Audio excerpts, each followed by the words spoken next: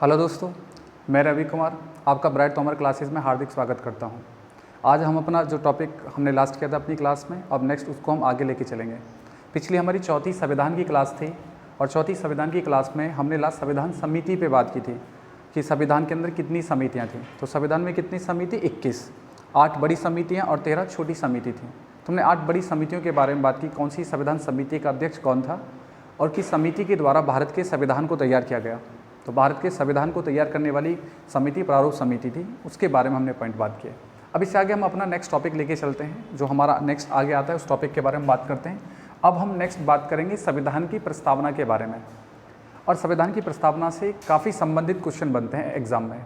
अब एग्जामिनर आपसे किस किस प्रकार से संविधान की प्रस्तावना से क्वेश्चन पूछेगा, उनके बारे में हम बात करेंगे कि प्रस्तावना क्या है, संविधान में प्रस्तावना को क्या स्थान दिया गया है, संविधान की प्रस्तावना पर अब तक कितनी बार केस किया गया है, पहली बार कब केस हुआ था, केस का कारण क्या था, दूसरी बार कब हुआ, तीसरी बार कब हुआ, सुप्रीम कोर्ट के द्वारा भारतीय प्रस्तावना के ऊपर समय समय पर क्या निर्णय लिए गए और भारतीय प्रस्तावना के ऊपर सुप्रीम कोर्ट के द्वारा क्या जजमेंट दिए गए, इनके बारे में हम बात करेंगे। ठीक है, तो हमारा नेक्स्ट टॉपिक है प्रस्तावना यानी प्रियम्बल।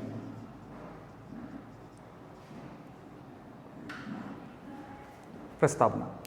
अब आपसे एग्जाम में पूछे कि प्रस्तावना शब्द को हमने किस देश के संविधान से अपनाया है, तो प्रस्तावना शब्द अमेरिका के संविधान से अपनाया गया है। यानी अमेरिका पहला संविधान था जिसके द्वारा अपने संविधान के अंदर प्रस्तावना को स्वीकार किया गया। अपने संविधान में प्रस्तावना को सबसे पहले अपनाने वाला विश्व का पहला संविधान अमेरिका का संविधान था। तो जो प्रस्तावना शब्द है अपने संविधान में हमने अमेरिका के संविधान से अपनाया है, लेकिन प्रस्तावना की परिभाषा को ऑस्ट्रेलिया के संविधान से भारत के संविधान में अपनाया गया है। तो प्रस्तावना शब्द अमेरिका के संविधान से और प्रस्तावना की परिभाषा को ऑस्ट्रेलिया के संविधान से अपनाया है हमारे संविधान के अंदर। ठीक है, अब प्रस्तावना पर बहुत अब वहाँ से राजनीतिक शास्त्रियों के द्वारा अलग अलग विचार रखे गए हैं। कुछ लोगों के द्वारा प्रस्तावना को जोड़ना एक बुद्धिमानी कहा गया है कि बुद्धिजीवियों की उपज है प्रस्तावना को संविधान के अंदर जोड़ना। कुछ लोगों के द्वारा संविधान की आत्मा, प्रस्तावना को संविधान की आत्मा कहा गया। कुछ लोगों के द्वारा संविधान का परिचय पत्र कहा गया। जब मैंने आपको ये पढ़ाया था कि 26 नवंबर 1949 को भारतीय संविधान सभा के द्वारा भारतीय संविधान को स्वीकार किया गया, तो स्वीकार करने के दौरान में हमने अपने संविधान में क्या क्या चीज़ें स्वीकार की थी। तो मैंने आपको बताया 1 प्रस्तावना, 395 अनुच्छेद, 22 भाग और 8 अनुसूचियाँ। तो मैंने आपको प्रस्तावना सबसे पहले ही बताई थी और मैंने कहा कि प्रस्तावना संविधान का परिचय पत्र है और परिचय पत्र को हमेशा प्रारंभिक स्थान पर ही रखा जाता है। तो आपका जो परिचय है वो सबसे पहले दिया जाएगा। ठीक है, कभी कभी आपने एनसीईआरटी की आपने एनसीईआरटी की अधिकांश की किताबें देखी होंगी, उस पर लिखा होता है कि हम भारत के नागरिक भारत के संविधान को समर्पित करते हैं, जिसमें संप्रभुता, समता, अखंडता, ठीक है, इन शब्दों का उपयोग किया जाता है। तो वो सारे शब्द किस में है? प्रियम्बल के अंदर। अब हम बात करते हैं प्रस्तावना क्या है, इससे संबंधित क्या क्या प्रश्न पूछे जाएंगे एग्जामिनर आपसे। सबसे पहले अगर आपसे कोई पूछे कि प्रस्तावना शब्द को संविधान का परिचय पत्र किसके द्वारा कहा गया है, कि जो प्रस्तावना है वो संविधान का परिचय पत्र है, तो ये शब्द किसके द्वारा दिया गया, ये बात किसके द्वारा की गई? एम पालकीवाला के द्वारा। एम पालकीवाला ने प्रस्तावना को परिचय पत्र कहा है।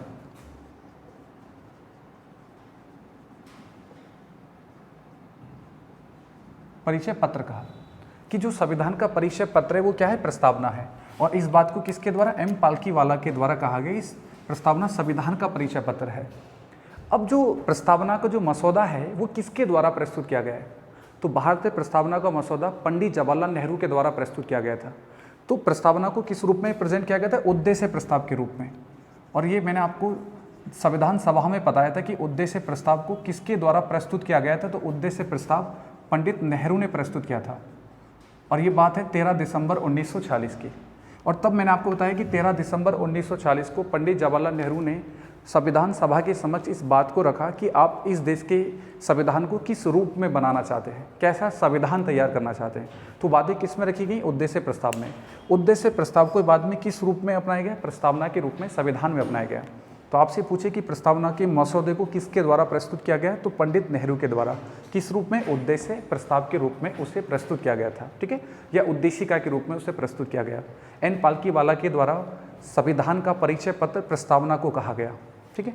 अब प्रस्तावना में ऐसा क्या है कि जो संविधान का परिचय पत्र है, और हमारे सुप्रीम कोर्ट के द्वारा कहा भी गया है कि आपको पूरा संविधान पढ़ने और समझने की आवश्यकता नहीं है, सिर्फ आप हमारी प्रस्तावना को पढ़ने के बाद ही आप हमारे संविधान के सार को समझ सकते हैं, हमारे संविधान को समझ सकते हैं। तो ऐसा क्या है प्रस्तावना के अंदर जो इस बात को सुप्रीम कोर्ट के द्वारा कहा गया कि प्रस्तावना को पढ़ने के बाद और समझने के बाद आप इस देश के संविधान को समझ जाएंगे, इस संविधान के सार को समझ जाएंगे कि भारत का संविधान किस प्रकार का संविधान है। वो सब चीज़ किस में लिखी है? प्रेमबल के अंदर। तो उसके ऊपर हम बात करते हैं, उसके बाद हम आगे बात करेंगे कि किस व्यक्ति के द्वारा प्रेमबल पर और क्या विचार रखे गए हैं। तो सबसे पहला आप देखें, प्रस्तावना में कुछ शब्दों को जोड़ा गया है, जैसे संप्रभु, ठीक है। उसके बाद आप देखेंगे भाई समता, फिर आप देखेंगे स्वतंत्रता, फिर गणतंत्र। हम इन शब्दों का मतलब समझेंगे कि जैसे आप देखते हैं कि भारत को संप्रभु राष्ट्र कहा जाता है, कि भारत कैसा राष्ट्र? एक संप्रभु राष्ट्र है, ठीक है। अब संप्रभु राष्ट्र का मतलब क्या होता है और संप्रभु राष्ट्र क्या है? देखो, संप्रभुता का मतलब है कि जिस देश को निर्णय लेने के स्वयं अधिकार हों, यानी हमें अपने देश के निर्णय लेने के अधिकार हमारी सरकार के पास हैं। हम अपने देश के निर्णय लेने के दौरान में हम अमेरिका से नहीं पूछते हैं, हम ब्रिटेन से नहीं पूछते हैं कि भाई हमें इस दौरान में क्या निर्णय लेना चाहिए, क्या निर्णय नहीं लेना चाहिए। इस बात की स्वतंत्रता हमारे देश की सरकार के पास है। और जो प्रतिनिधि सरकार है, जनप्रतिनिधि सरकार है, जिसे जनता के द्वारा चुना गया है, तो जो देश अपने आंतरिक और बाहरी मामलों पर निर्णय लेने की जिसके पास स्वतंत्रता होती है, उसे संप्रभु राष्ट्र कहा जाता है। तो भारत क्या एक संप्रभु राष्ट्र है। चाहे आंतरिक मुद्दों के ऊपर कोई निर्णय लेना हो, चाहे बाहरी मुद्दों के ऊपर कोई भी निर्णय लेना हो, हमारी सरकार अपनी स्वतंत्रता से निर्णय लेती है। किसी के दबाव में या किसी के कहने पर कोई निर्णय नहीं लिया जाता है हमारी सरकार के द्वारा, ठीक है। कोई भी निर्णय क्यों ना हो, चाहे हमें किसी देश के साथ युद्ध करना या नहीं करना है, कोई निर्णय लेना या नहीं लेना है, हम किसी से कोई विचार विमर्श नहीं करते और भारत अपनी स्वतंत्रता से अपनी निर्णय लेता है। तो जो देश अपनी स्वतंत्रता से आंतरिक और बाहरी निर्णय लेने की जिसके पास अधिकार होता है, उसे संप्रभु राष्ट्र कहा जाता है, ठीक है। एक डोमिनियन स्टेट वाला भी एक फंडा होता है। डोमिनियन स्टेट में क्या है कि जब भी कोई बड़े निर्णय लिए जाते हैं तो जो देश जिसका डोमिनियन स्टेट होता है उसकी अनुमति के बिना वो कोई बड़ा निर्णय नहीं लेता। हमको भी अंग्रेज डोमिनियन स्टेट बनाना चाहते थे, लेकिन हमने डोमिनियन स्टेट को स्वीकार नहीं किया। हमें पूर्ण स्वराज चाहिए, तो हमने पूर्ण स्वतंत्रता की मांग की। तो संविधान की प्रस्तावना में सबसे पहले किस शब्द को जोड़ा गया? संप्रभु। यानी हम एक ऐसा भारत तैयार करेंगे जो किसी के दबाव में और किसी के कहने पर कोई निर्णय नहीं लेगा, जो अपनी स्वतंत्रता से अपने देश के निर्णय लेगा, चाहे वो बाहरी हो चाहे आंतरिक हो, ठीक है। तो संप्रभु राष्ट्र का मतलब आप समझे कि जो राष्ट्र अपने देश के आंतरिक और बाहरी मामले में निर्णय लेने की स्वतंत्रता रखता है, उसे संप्रभु राष्ट्र कहा जाता है। अब आप देखेंगे संप्रभुता के बाद हमने अपने उद्देश्य प्रस्ताव में किसको जोड़ा? समता को।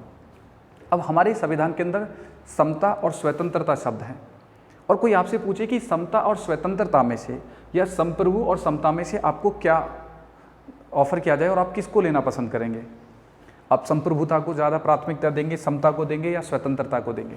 तो आप सबसे ज़्यादा प्राथमिकता किसको देंगे? संप्रभु को।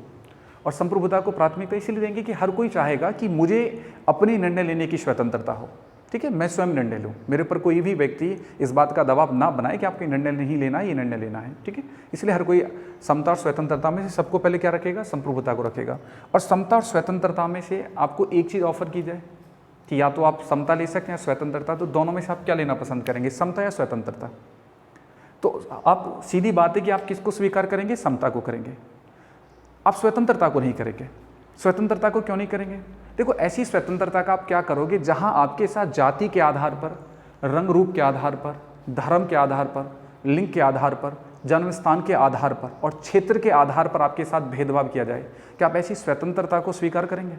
आप चाहेंगे कि मुझे समता दो, जो अधिकार मेरे पास हैं वही अधिकार किसी और के पास भी नहीं चाहिए। ऐसा नहीं हो कि मुझे समता तो स्वतंत्रता तो दी गई है लेकिन मेरी स्वतंत्रता में समता नहीं है, तो आप ऐसी स्वतंत्रता को बिल्कुल पसंद नहीं करोगे। तो इसलिए स्वतंत्रता से पहले स्थान किसका आता है? समता का। इसलिए हमारे संविधान निर्माताओं ने कहा कि हम एक ऐसा संविधान तैयार करेंगे जो सबके लिए समान होगा, जो किसी के साथ जाति के आधार पर, धर्म के आधार पर, रंग के आधार पर, जन्म स्थान के आधार पर, लिंग के आधार पर कोई भेदभाव नहीं करेगा। वो संविधान इस आधार पर भेदभाव नहीं करेगा कि ये महिला है, ये पुरुष है, इसको ज़्यादा प्राथमिकता देंगे। वो इस आधार पर भेदभाव नहीं करेगा कि ये हिंदू है, ये मुस्लिम है, ये सिख है, इसको ज़्यादा प्राथमिकता होगी, इसको कम प्राथमिकता होगी, बिल्कुल नहीं। ना वो किसी को जाति के आधार पर, वो सबको क्या देगा, समान प्राथमिकता देगा कि भारतीय नागरिक हैं और भारतीय नागरिक को प्रत्येक व्यक्ति के पास समान अधिकार हैं। ठीक है, तो समता, संप्रभुता के बाद किसको जोड़ा गया, समता। समता मतलब कि जहाँ सबको समान रखा गया हो, और हमारे संविधान में सब समान है, सबके पास समान अधिकार हैं, सबको समान शक्तियाँ दी गई हैं। ठीक है, और समान अधिकार प्रदान किए गए हमारे संविधान के अंदर। तो आप समता और स्वतंत्रता में किसको प्राथमिकता देंगे, आप प्राथमिकता सबसे पहले समता को देंगे। अब स्वतंत्रता क्या है कि जहाँ मुझे अपने जीवन को जीने की स्वतंत्रता हो, अपने जीवन के निर्णय लेने की स्वतंत्रता दी गई हो, और हमारा संविधान हर नागरिक को अपनी इच्छा से जीवन जीने की स्वतंत्रता देता है। देखो, ये मेरी स्वतंत्रता है कि मैं किस धर्म को मानूं, मैं किस संस्कृति को मानूं, मैं किस भाषा को बोलूं, ये मेरी स्वतंत्रता है। ठीक है, लेकिन इतिहास में ये चीज़, संविधान में ये चीज़ नहीं लिखी गई कि स्वतंत्रता कहाँ तक है, स्वतंत्रता का दायरा कितना है। क्या इस बात की स्वतंत्रता है कि आप चलते किसी भी व्यक्ति को थप्पड़ मारेंगे और वो आपसे पूछेगा भाई थप्पड़ क्यों मारा, मेरी स्वतंत्रता, संविधान मुझे स्वतंत्रता देता है। ठीक है, तो कहाँ तक बाउंडेशन है स्वतंत्रता की, तो स्वतंत्रता कहाँ समाप्त हो जाती है, ऐसा संविधान में कहीं नहीं लिखा गया कि यहाँ जाने के बाद आपकी स्वतंत्रता समाप्त हो जाएगी। स्वतंत्रता में सिर्फ इतना लिखा कि जब आप दूसरे के अधिकारों का हनन करेंगे तो आपकी वहाँ स्वतंत्रता समाप्त हो जाएगी। अब मैं किसी को जाके थप्पड़ मारूंगा तो इसका मतलब है कि मैं उसकी स्वतंत्रता का हनन कर रहा हूँ, मैं इसको शारीरिक क्षति पहुँचाने का कार्य कर रहा हूँ, जो कि संविधान मुझे अधिकार नहीं देता है। ठीक है, तो जहाँ मेरे किसी कार्य से किसी भी व्यक्ति को कोई भी परेशानी हो सकती है, कोई भी दिक्कत हो सकती है, तो उसे क्या बोलेंगे, मेरी स्वतंत्रता का समापन, कि मुझे ये अधिकार नहीं है। स्वतंत्रता है मुझे अपने जीवन के निर्णय लेने की और अपने जीवन को अपनी इच्छा से जीने की स्वतंत्रता है। ठीक है, किसी के अधिकारों के हनन करने की मुझे स्वतंत्रता नहीं है, या मेरे कार्य से किसी व्यक्ति को कोई क्षति पहुंचती तो इस बात की स्वतंत्रता नहीं देता संविधान किसी भी व्यक्ति को। ठीक है, स्वतंत्रता के बाद गणतंत्र। अब गणतंत्र क्या है उसके बारे में बात करते हैं। अब आप देखेंगे कि 24 जनवरी 1950 को अंतिम संविधान सभा हुई, संविधान सभा की बैठक हुई, और 24 जनवरी 1950 को भारत के पहले राष्ट्रपति डॉक्टर राजेंद्र प्रसाद को बनाया गया, क्योंकि 26 जनवरी 1950 को भारत का संविधान लागू करना था। और जब संविधान लागू किया जाएगा तो उस दिन भारत गणतंत्र दिवस बनाएगा, और गणतंत्र दिवस पर भारत के राष्ट्र ध्वज को किसके द्वारा लहराया जाता है, राष्ट्रपति के द्वारा लहराया जाता है। और स्वतंत्रता दिवस पर भारत के प्रधानमंत्री के द्वारा राष्ट्र ध्वज को लहराते हैं, और गणतंत्र दिवस पर राष्ट्रपति। अब ये गणतंत्र का मतलब क्या है, भारत गणतंत्र देश है, स्वतंत्रता के साथ साथ भारत क्या है, एक गणतंत्र राष्ट्र भी है। अब गणतंत्र क्या, हम इसको समझते हैं। देखो, गणतंत्र होता है दो प्रकार का, एक प्रत्यक्ष और अप्रत्यक्ष। ठीक है, एक तो हो गया प्रत्यक्ष गणतंत्र और एक हो गया अप्रत्यक्ष गणतंत्र। प्रत्यक्ष और अप्रत्यक्ष गणतंत्र में अंतर क्या है, देखो, प्रत्यक्ष गणतंत्र का मतलब है कि जहां राजाशाही शासन है। ठीक है, राजाशाही या रानी, ठीक है, राजाशाही या रानीशाही शासन जहां पर होता है उसे बोलते हैं प्रत्यक्ष गणतंत्र। जहां जन्म के आधार पर व्यक्ति शासक बनता हो, वंश के आधार पर व्यक्ति शासक बनता हो, उसे बोलते हैं प्रत्यक्ष गणतंत्र, राजाशाही। जैसे ब्रिटेन यानी इंग्लैंड। इंग्लैंड कैसा गणतंत्र राष्ट्र है, इंग्लैंड एक प्रत्यक्ष गणतंत्र राष्ट्र है, और एक होता है अप्रत्यक्ष गणतंत्र राष्ट्र। और अप्रत्यक्ष गणतंत्र राष्ट्र का मतलब है कि जहां वहां के राष्ट्रपति को, ठीक है, अप्रत्यक्ष रूप से चुना जाता हो। अब ये भी अप्रत्यक्ष वाला भी दो प्रकार का होता है, एक तो जनता के द्वारा, और यानी जनता डायरेक्ट मतदान करके चुनती है, और एक होता है अप्रत्यक्ष रूप के माध्यम से। तो हमने किस गणतंत्र को अपनाया, हमने अप्रत्यक्ष गणतंत्र को अपनाया है। और अप्रत्यक्ष गणतंत्र क्यों अपनाया गया, अगर राष्ट्रपति का भी प्रत्यक्ष चुनाव होता और भारत का प्रधानमंत्री भी प्रत्यक्ष निर्वाचित होता है, तो अब दोनों को कार्यकारी शक्तियाँ देनी होती।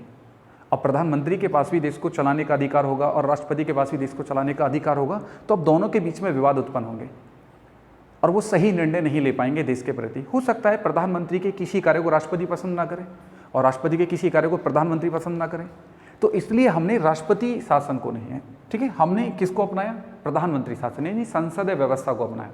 और संसदीय व्यवस्था को अपनाने का एक ही कारण था, क्योंकि भारत के ऊपर संसदीय व्यवस्था माध्यम से अंग्रेजों के द्वारा शासन किया गया और उस व्यवस्था में हम ढल गए और हमें वो व्यवस्था बहुत बेहतर लगी।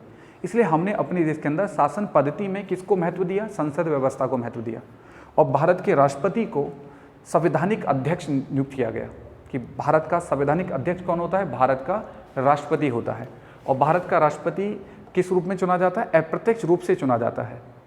तो भारत का राष्ट्रपति, इसलिए भारत क्या है? एक गणतंत्र राष्ट्र है। तो भारत के राष्ट्रपति को किस रूप में चुनते हैं? अप्रत्यक्ष रूप से चुनाव होता है भारत के राष्ट्रपति का।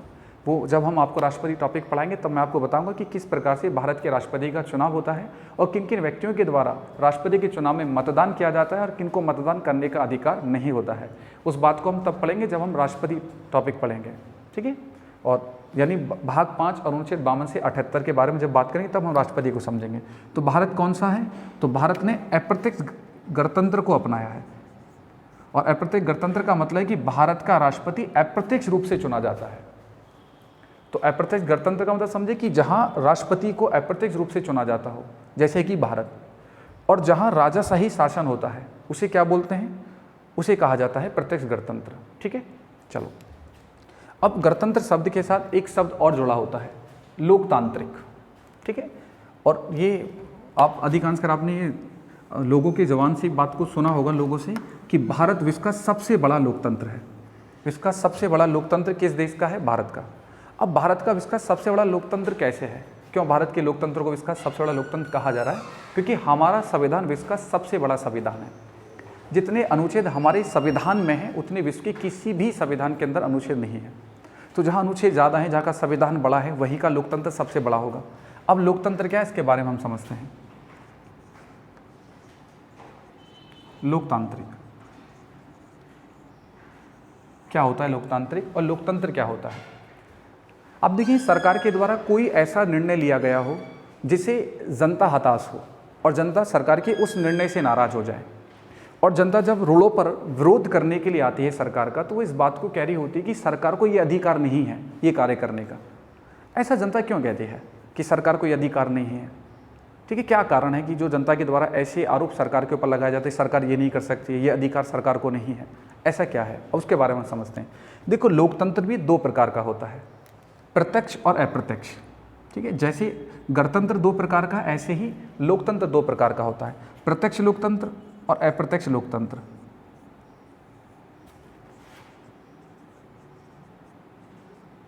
अब दोनों में अंतर क्या होता है? प्रत्यक्ष लोकतंत्र में क्या अंतर है, अप्रत्यक्ष लोकतंत्र में क्या अंतर है, इस बात को हम समझते हैं। अब प्रत्यक्ष लोकतंत्र का मतलब होता है कि जहां कानून बनाने के अधिकार सीधे जनता के हाथ में हो, उसे प्रत्यक्ष लोकतंत्र कहा जाता है। जैसे स्विट्जरलैंड,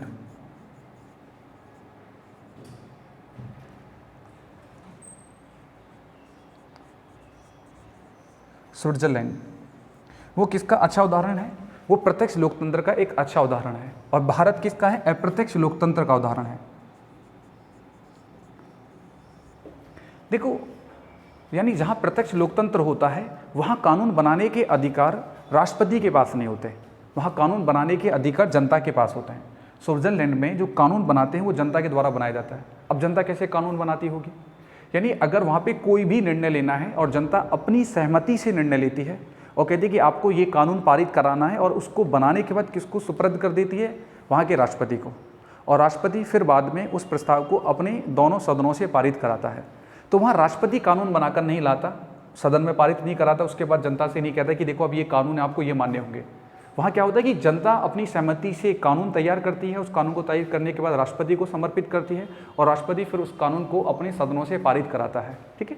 इसलिए वहाँ पे क्या हो गया? प्रत्यक्ष लोकतंत्र हो गया। अब हम भी प्रत्यक्ष को अपना सकते थे, हमने अप्रत्यक्ष लोकतंत्र को अपनाया।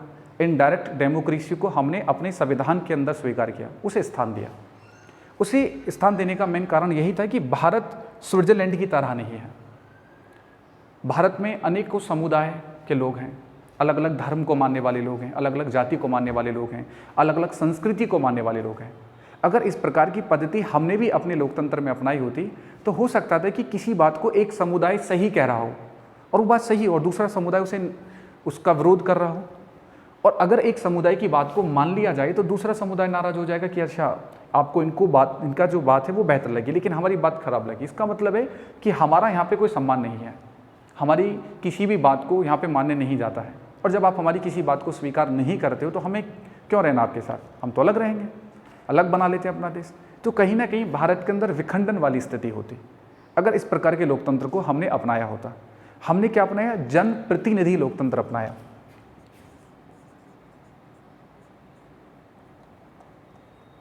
जनप्रतिनिधि।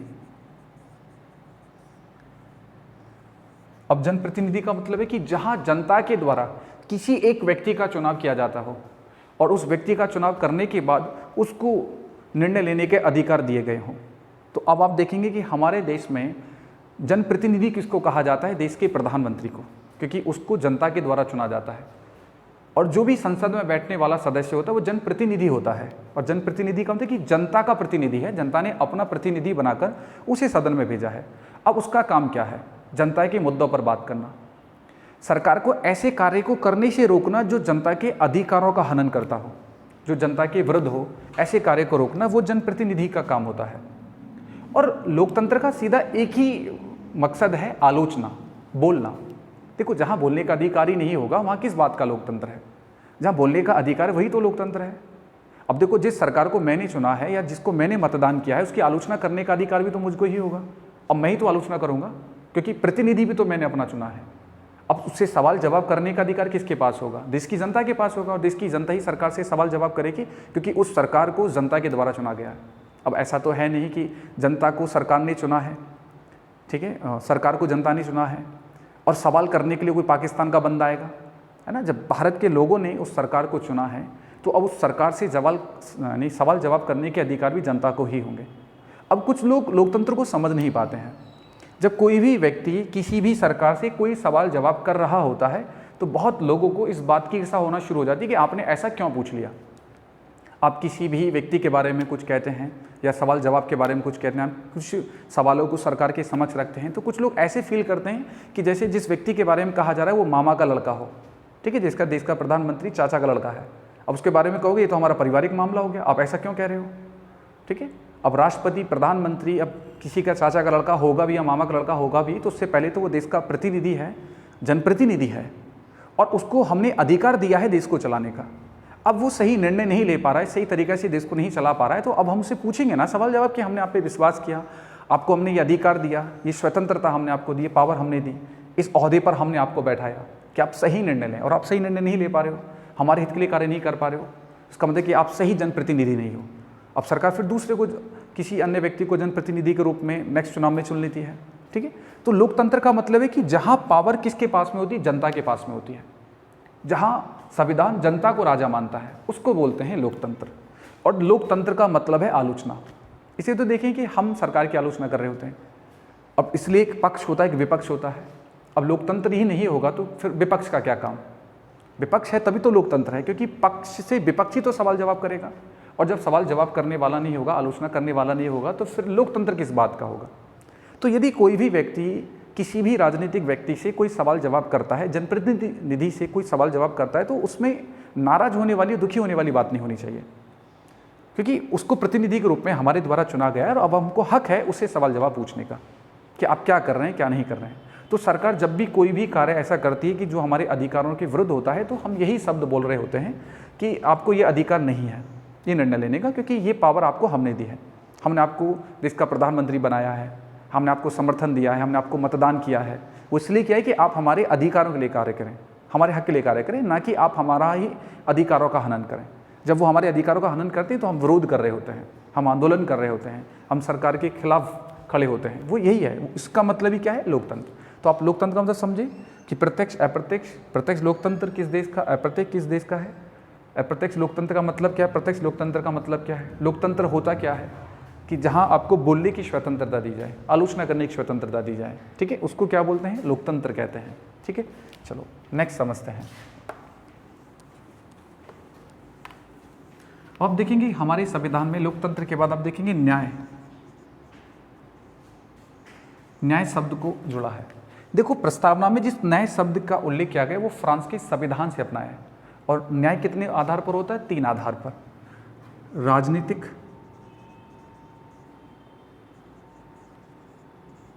सामाजिक और आर्थिक। न्याय कितने आधार पर दिया जाता है? 3 आधार पर न्याय को दिया जाता है, राजनीतिक, सामाजिक और आर्थिक। और जो प्रस्तावना में जिस न्याय शब्द का उल्लेख किया गया और जिस न्याय शब्द में राजनीतिक, सामाजिक और आर्थिक शब्द हैं, ये हमने शब्द को फ्रांस के संविधान से अपनाया है। अब राजनीतिक का मतलब यही है कि किसी भी व्यक्ति को न्याय देते समय हमारी न्यायपालिका उसका राजनीतिक स्तर नहीं देखेगी, भाई वो राजनीतिक व्यक्ति है तो उसे जल्द से जल्द न्याय दिया जाएगा या उसके साथ पक्षपात किया जाएगा, बिल्कुल नहीं। उसके साथ निष्पक्ष न्याय होगा, चाहे वो कोई राजनीतिक बंदा हो, उसका चाहे कोई भी सामाजिक स्टेटस क्यों ना हो, ठीक है, चाहे वो व्यक्ति आर्थिक रूप से कितना सक्षम हो, कितना कमज़ोर हो, इस बात से कोई फर्क नहीं पड़ता है, क्योंकि न्याय सबके लिए समान है। न्याय किसी के साथ राजनीतिक आधार पर, सामाजिक आधार पर, आर्थिक आधार पर कोई भेदभाव नहीं किया जाएगा। इस बात को क्या कहती है? प्रस्तावना। यही सब तो हमारी न्यायपालिका में कि न्याय सबके लिए समान है, ठीक है। किसी भी व्यक्ति को न्याय देते समय जो न्यायाधीश हैं वो उसकी जाति धर्म थोड़ी पूछते हैं, या उसका सामाजिक स्तर पूछते हैं, या उसका आर्थिक स्तर पूछा जाता है कि आप कितना कमा लेते हो, बताओ आपकी किस राजनीतिक व्यक्ति से अच्छी पकड़ है, ठीक है, आप किस जाति के हो, ऐसा कुछ पूछते बिल्कुल नहीं। उनके सामने सिर्फ इतना ही काफ़ी है कि वो भारतीय नागरिक है और उसके साथ कुछ गलत हुआ है और वो न्यायपालिका पर विश्वास करता है कि यहाँ मेरे साथ अच्छा होगा, मेरे साथ न्याय होगा, ठीक है। तो न्याय सब कितना है? 3, राजनीतिक, सामाजिक और आर्थिक आधार पर किसी व्यक्ति के साथ कोई भेदभाव नहीं किया जाएगा।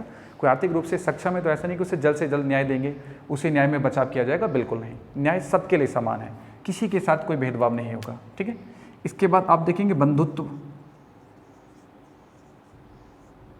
बंधुत्व का मतलब है कि देखो प्रत्येक भारतीय नागरिक का कर्तव्य है कि वो अपने समाज में भाईचारा बनाए। अब हम भारतीय हैं, कोई भी राष्ट्र और कोई भी देश किस बात से तैयार होता है? कोई भी राष्ट्र और कोई भी देश तब बेहतर होता है जब उस देश के नागरिक बेहतर होते हैं, उस देश के नागरिक अच्छे होते हैं, तभी तो वो देश और राष्ट्र बेहतर होगा। यदि हम लोग आपस में ही लड़ते रहेंगे, हम अपने आंतरिक मुद्दों पर ही आपस में हिंसा करते रहेंगे, क्या आपको लगता है कि ये राष्ट्र एक बेहतर राष्ट्र बन पाएगा? ये देश एक विकसित देश बन पाएगा? बिल्कुल नहीं। तब तक हम अपने समाज में शांति नहीं बनाएंगे, भाईचारा नहीं बनाएंगे, ठीक है। हम आंतरिक मामलों पर आपसी हिंसा में बिल्कुल नहीं उलझेंगे। जब शांति होगी तभी तो व्यक्ति कोई अच्छा कार्य कर पाएगा। शांति में कभी कोई कार्य हो पाएगा? ठीक है, कभी नहीं। हमेशा शांति में ही उन्नति होती है, ठीक है। कृष्ण भगवान कहते थे कि शांति उन्नति का मार्ग है। तो आप देखेंगे कि जो शांत होगा वो हमेशा उन्नति को प्राप्त करेगा, अशांत व्यक्ति कभी उन्नति प्राप्त नहीं कर सकता। तो ये बंधुत्व का मतलब है कि हम अपने समाज में भाईचारा बनाएं, जाति आधार पर, धर्म आधार पर हम लोगों के बीच में एकता स्थापित करें, ठीक है। हम जब एक समाज के अंदर एक भाईचारा बनाएंगे तो उससे क्या होगा कि भारत के समाज में हिंसा नहीं फैलेगी, ठीक है। और लोग किसके ऊपर कार्य करेंगे? देश को एक बेहतर समृद्ध करने के लिए कार्य करेंगे, ठीक है। तो बंधुत्व का मतलब है कि समाज में भाईचारा बनाए रखना। इसके बाद प्रस्तावना के अंदर कुछ संविधान संशोधन हुए और संशोधन में कुछ शब्दों को जोड़ा गया, जैसे समाजवाद या समाजवादी, अखंडता। देखो बंधुत्व में ही अखंडता है, और धर्मनिरपेक्ष। जिन शब्दों के बारे में प्रस्तावना में बाद में उल्लेख किया गया, ये सब राज्य के नीति निर्देशक तत्व में उल्लेखित थे। राज्य के नीति निर्देशक तत्व में समाजवाद भी था, अखंडता भी थी और धर्मनिरपेक्ष भी थे, ठीक है। यानी वो उल्लेख करते थे इन शब्दों का। अब इन शब्दों का मतलब क्या है वो हम समझते हैं, ठीक है। अब समाजवाद का मतलब क्या है कि भारत का जो समाजवाद है वो गांधी जी की और मार्क्सवाद की विचारधारा वाला समाजवाद है। हमारा समाजवाद क्या है? मिश्रित समाजवाद है, ठीक है। मिश्रित है क्योंकि उसमें गांधी जी की कुछ विचारधारा है और कुछ मार्क्सवाद की विचारधारा है। और हमारे समाजवाद में हमारी सरकार का एक ही दायित्व होता है, और वो दायित्व क्या है? वो दायित्व है कि जनता के लिए कार्य करना, ठीक है। तो जो हमारा समाज है उसे मिश्रित समाजवाद बोलते हैं, और जो गांधी जी और मार्क्सवाद की विचारधारा का है। अखंडता का मतलब समझते हैं कि भारत का विखंडन, कि भारत एक अखंड भारत है, भारत से कभी भी किसी भी क्षेत्र को विभाजित नहीं किया जाएगा, ठीक है, वो अखंडता है। धर्मनिरपेक्ष का मतलब क्या होता है? धर्मनिरपेक्ष का मतलब है कि भारत का अपना कोई धर्म नहीं है, हमारा कोई धर्म नहीं है। लेकिन हमारा धर्म नहीं तो उसका मतलब ये नहीं होता है कि हम किसी धर्म को नहीं मानते हैं। धर्मनिरपेक्षता का मतलब है कि भारत का अपना पर्टिकुलर कोई धर्म नहीं है, लेकिन वो हर धर्म की आस्था का सम्मान करता है, वो हर धर्म का सम्मान करता है। चाहे आप हिंदू हो, चाहे आप मुस्लिम हो, चाहे आप सिख हो, चाहे आप पारसी हो, चाहे आप जैन हो, चाहे आप बौद्ध धर्म से संबंधित हो, आप किसी भी धर्म को मानने वाला क्यों ना हो, उस धर्म की आस्था का सम्मान करने वाला देश है भारत। इसलिए भारत को क्या बोलते हैं? धर्मनिरपेक्ष कहा जाता है। देखो किसी भी राष्ट्र का कोई धर्म नहीं होता, राष्ट्र का ना कोई धर्म होता ना कोई जाति होती है। और इसलिए बोलते हैं कि जो राष्ट्र का जो राजा होता है उसकी कोई जाति और धर्म नहीं होती। राजा कोई जाति का नहीं होता, कोई धर्म का नहीं होता। अगर राजा एक जाति से जुड़ा हुआ है, एक धर्म से जुड़ा हुआ है, तो वो अपने देश के विनाश का प्रतीक है। वो देश को विनाश की तरफ ही लेके जाएगा अगर कोई राजा जाति से संबंधित हो, क्योंकि उसके देश के अंदर एक जाति को मानने वाले लोग नहीं होंगे या सिर्फ एक ही जाति को मानने वाले हों या एक ही धर्म को मानने वाले लोग हों। उसके देश के अंदर हर धर्म को मानने वाला व्यक्ति होगा, अलग अलग जाति को मानने वाला व्यक्ति होगा। और यदि वो सिर्फ एक जाति और एक धर्म के प्रति ही अपना प्रेम और स्नेह रखेगा तो फिर कभी भी एक समृद्ध देश तैयार नहीं कर पाएगा, क्योंकि आवश्यकता तो सबकी होगी और उस देश के अंदर अशांति ही होगी। इस बात के उदाहरण हमारे पास काफ़ी हैं। आप देखेंगे इतिहास में जिन लोगों ने जातीयता और धर्म आधार पर अगर शासन किए हैं उनके दौरान में सिर्फ हिंसा ही हुई है और कुछ नहीं हुआ, वो कुछ नहीं कर पाए अपने जीवन में। और जिन राजाओं ने धर्मनिरपेक्षता नीति पर शासन किया वो एक महान शासक बने और उन्हें एक महान साम्राज्य खड़ा किया। अब देखेंगे अमेरिका एक सुपर पावर कंट्री है और अमेरिका में सर्वाधिक ईसाई धर्म को मानने वाले लोग हैं। क्या अमेरिका अपने राष्ट्र को ईसाई राष्ट्र घोषित नहीं कर सकता था? कर सकता है, कोई नहीं रोक सकता। जो इतना पावरफुल कंट्री है, जो पूरे विश्व में कहीं भी कुछ भी करने की ताकत रखता हो, क्या वो अपने संविधान में इस बात का निर्णय नहीं ले सकता कि हम ईसाई राष्ट्र घोषित करेंगे अमेरिका को? क्यों नहीं किया? अमेरिका में कोई भी बंदा किसी भी धर्म की आस्था के आधार पर कोई भी चीज़ निर्मित कर रहा होता है, वहाँ की सरकार बिल्कुल नहीं रोकती है, क्योंकि वो धर्मनिरपेक्ष है। वो समझते हैं इस बात को कि हमेशा एक धर्म के प्रति सरकार की या किसी भी व्यक्ति का रुझान हमेशा देश को विनाश की तरफ लेके जाता है। फिर बाद में इन चीज़ों को किस में जोड़ा गया? हमारी प्रस्तावना के अंदर जोड़ा गया। कौन सा संविधान संशोधन? 42वां संविधान संशोधन 1976 के द्वारा। प्रस्तावना के अंदर अब तक एक बार संविधान संशोधन हुआ है और वो संविधान संशोधन कब हुआ? 1976 में हुआ। 42वां संविधान संशोधन 1976।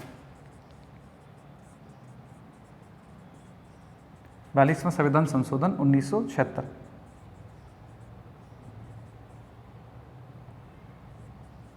और इस संविधान संशोधन के द्वारा 3 शब्द जोड़े गए: समाजवाद, अखंडता और धर्मनिरपेक्ष। तो इन्हें किस संविधान संशोधन के द्वारा जोड़ा गया? 42वां संविधान संशोधन 1976 के द्वारा हमारे संविधान में जोड़ा गया। तो अभी तक प्रस्तावना में कितनी बार संविधान संशोधन हुए? तो अब तक प्रस्तावना में एक बार संविधान संशोधन हुआ है और वो संविधान संशोधन कब हुआ? 42वां संविधान संशोधन 1976 के द्वारा। अब इसके बाद प्रस्तावना पर कुछ समय के बाद कुछ केस हुए, फिर बाद में सुप्रीम कोर्ट के द्वारा समय समय पर कुछ अपने निर्णय लिए गए, अपने निर्णयों में परिवर्तन भी किया गया, बदलाव भी किया गया, क्योंकि सुप्रीम कोर्ट एक ऐसी संस्था है कि जो समय के अनुसार परिवर्तित होती है।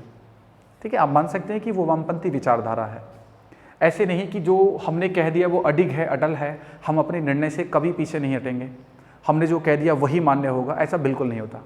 आप देखेंगे सुप्रीम कोर्ट ने कभी समय पर कोई निर्णय दिया हो और वो निर्णय उस समय के अनुसार उचित हो, लेकिन कुछ समय के बाद वो निर्णय उस समय के अकॉर्डिंग ठीक ना हो, उचित ना हो, तो जो नेक्स्ट न्यायाधीश होता है और वो फिर उस निर्णय को समय के अनुसार लेकर बदल देता है। जजमेंट का बहुत हुए हैं ऐसे, जजमेंट समय समय पर बदले हैं, जो पहले न्यायाधीश के द्वारा कुछ और निर्णय लिए गए और एक समय के बाद उसी निर्णय के ऊपर अपने अलग निर्णय लिए गए, उनमें बदलाव किए गए। ठीक है, क्योंकि वो वामपंथी है, वो समय के अनुसार परिवर्तित होने वाली संस्था है। ठीक है, वो समय को देखते हुए अपने कानूनों में फेरबदल करते हैं।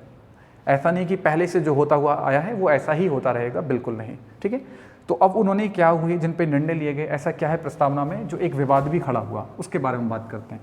उससे पहले 2 पॉइंट हम समझते हैं। पहला, अगर आपसे क्वेश्चन पूछे कि संविधान का परिचय पत्र, ठीक है, एक तो परिचय पत्र किसने कहा? एन पालकीवाला के द्वारा कहा गया। अगर आपसे कोई पूछे प्रस्तावना को संविधान की आत्मा किसने कहा है, तो प्रस्तावना को संविधान की आत्मा कहने वाला व्यक्ति कौन था? प्रस्तावना को संविधान की आत्मा,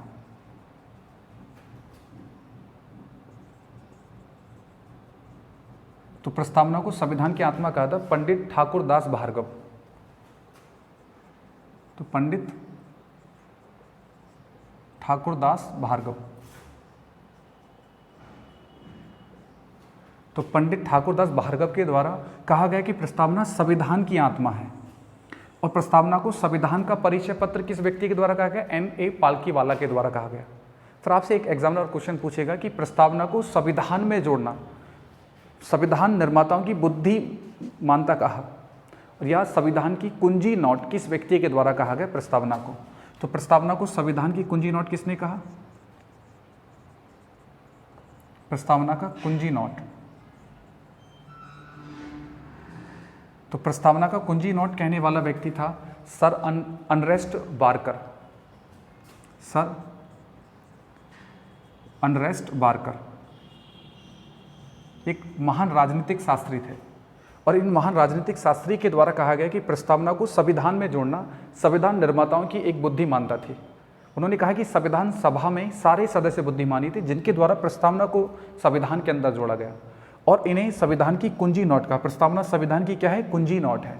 सर अर्नेस्ट बार्कर के द्वारा, एकमात्र विदेशी व्यक्ति जिनके द्वारा प्रस्तावना पर ये वाक्य कहे गए, इसलिए महत्वपूर्ण होते हैं। इसलिए पूछ लेगा आपसे कि संविधान का कुंजी नोट प्रस्तावना को कहने वाला व्यक्ति कौन था, तो सर अर्नेस्ट बार्कर थे। ठीक है, अब इसके बाद हम बात समझते हैं आगे की प्रस्तावना पर समय समय पर क्या होता है। देखो, प्रस्तावना पर अब तक कितनी बार केस हुआ है, 3 बार हुआ है। ठीक है, और 3 बार केस कब का हुआ उसके बारे में बात करते हैं। तो प्रस्तावना पर कितनी बार केस हुआ, प्रस्तावना पर 3 बार केस हुआ है, 3 बार केस हुआ। अब वो कब का हुआ है, तो पहला हुआ था 1960 में, 1960 बेरुबाडी मामला, और 1960 में बेरुबाडी मामला जब हुआ उसमें पूछा गया कि संविधान में प्रस्तावना का क्या स्थान है 1960 के दौरान में। और जब 1960 में बेरुबाडी मामला जब आया प्रस्तावना के ऊपर, तो उस दौरान में सुप्रीम कोर्ट के द्वारा कहा गया कि प्रस्तावना का संविधान में कोई स्थान नहीं है, प्रस्तावना संविधान का कोई अभिन्न अंग नहीं है। ठीक है, और फिर पूछा गया कि जब संविधान का अभिन्न अंग नहीं है प्रस्तावना, तो इसे संविधान में क्यों जोड़ा जाता है, आप उसे संविधान का परिचय पत्र क्यों कह रहे होते हैं, क्यों लिखते हो कि एक प्रस्तावना 395 अनुच्छेद या 22 भाग 8 अनुसूचियाँ हैं, क्यों सरकारी किताब जो एनसीईआरटी पब्लिकेशन किताबें होती हैं उनके पन्नों पर क्यों लिखवाया जाता है कि हम भारत को अखंड, संप्रभुता, धर्मनिरपेक्ष, समाजवाद राष्ट्र घोषित करते हैं, ऐसे शब्दों का क्यों उपयोग किया जाता है कि जब वो संविधान का भाग है ही नहीं। और 1960 में न्यायपालिका के द्वारा इस बात को कहा गया कि संविधान में कोई स्थान नहीं है प्रस्तावना का, वो कोई परिचय पत्र नहीं है। ठीक है, इस बात को 1960 में सुप्रीम कोर्ट के द्वारा कहा गया। जब ये निर्णय सुप्रीम कोर्ट ने 1960 में लिया तो 1973 में एक मामला उठा, केशवानंद भारती मामला, और जिसमें कहा गया कि क्या अनुच्छेद 368 के आधार पर प्रस्तावना के अंदर कोई संशोधन किया जा सकता है या नहीं, ये बात पूछी गई। और 1973 के अंदर जब ये बात हुई तो सुप्रीम कोर्ट ने कहा कि देखो, आर्टिकल 368 के आधार पर संशोधन हो सकता है प्रस्तावना के अंदर। तो जब ये बात की तो फिर मामला आया कि जब वो संविधान का भाग है ही नहीं कोई चीज़, तो उसमें संशोधन कैसे हो सकता है। अब जो चीज़ संविधान में उसमें तो संशोधन किया जाएगा। उसके बाद फिर सुप्रीम कोर्ट ने अपना निर्णय बदला, जो 1960 में सुप्रीम कोर्ट ने निर्णय लिया उसमें बदलाव किया 1973 में केशवानंद भारती मामले में। और फिर 1973 में केशवानंद भारती मामले में सुप्रीम कोर्ट ने कहा कि प्रस्तावना संविधान का परिचय पत्र है और अभिन्न अंग है संविधान का। ठीक है, और कहा अनुच्छेद 368 के आधार पर प्रस्तावना के अंदर संशोधन किया जा सकता है, लेकिन अनुच्छेद 368 के आधार पर वो संशोधन प्रस्तावना के मूल सिद्धांत में नहीं होगा। अब मूल सिद्धांत क्या है, ये सुप्रीम कोर्ट के द्वारा नहीं बताए गए कि क्या मूल सिद्धांत है। अब जब विधायिका ने पूछा कि भाई क्या मूल सिद्धांत है आप बताइए, तो सुप्रीम कोर्ट ने इतना ही कहा कि समय समय पर हम आपको बताते रहेंगे कि प्रस्तावना में क्या मूल सिद्धांत है जिन पर विधायिका को कानून बनाने का कोई अधिकार नहीं दिया गया है। ठीक है, कोई राइट नहीं है उनके पास में। अब जब कभी भी कोई भी ऐसा होगा, आज तक एक्सप्लेन नहीं किया सुप्रीम कोर्ट ने कि क्या ऐसा दायरा है कि जहां वो कानून नहीं बना सकते, प्रियम्बल में कौन सा दायरा है, ये बात एक्सप्लेन नहीं किया गया सुप्रीम कोर्ट के द्वारा। सिर्फ इतना कहा गया कि समय समय पर हम इस बात को समझाते रहेंगे। ठीक है, कि प्रस्तावना की क्या मूल सिद्धांत है जहां सरकार के द्वारा आर्टिकल 368 के आधार पर कोई संशोधन नहीं किया जा सकता। तो दूसरा केस कब हुआ, 1973 केशवानंद भारती मामला। ठीक है, और तीसरा केस हुआ 1995 LIC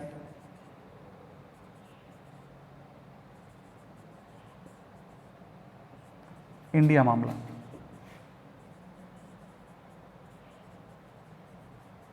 तो अब तक कितनी बार हुआ, 3 बार केस हुआ है, और तीनों बार न्यायपालिका के द्वारा अपने निर्णयों में परिवर्तन किया गया है। ठीक है, तो कितनी बार, 3 बार।